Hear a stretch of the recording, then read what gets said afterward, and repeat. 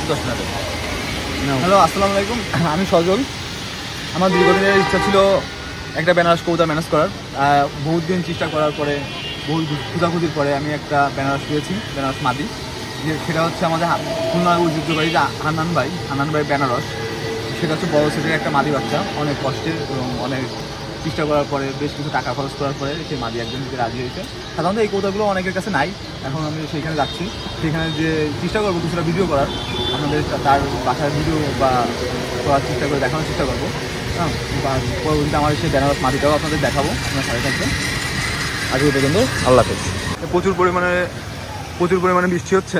বৃষ্টির ভিতরে যাওয়া লাগতেছে মাদি টানতে, কারণ সে বলছে যে ভাই আজকে না আসলে পরে সময় হবে না। এজন্য হচ্ছে আমার এত বৃষ্টির মধ্যেও যাওয়া।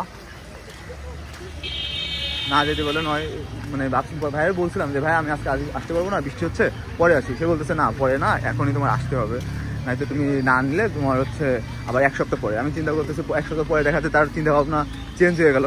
এজন্য আবার বললাম যে চলেন আমি আসতেছি ভাই বৃষ্টির মধ্যে।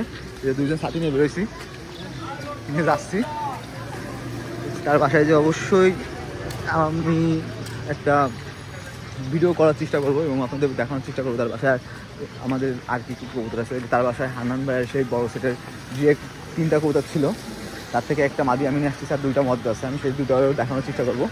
আপনার সাথে থাকুন এবং ভিডিওটা না টেনে দেখার চেষ্টা করুন, তাতে আপনারা অনেক কিছু দেখতে মিস করবেন টেনে দেখলে। এবং চ্যানেলটা অবশ্যই লাইক করবেন এবং সাবস্ক্রাইব করবেন।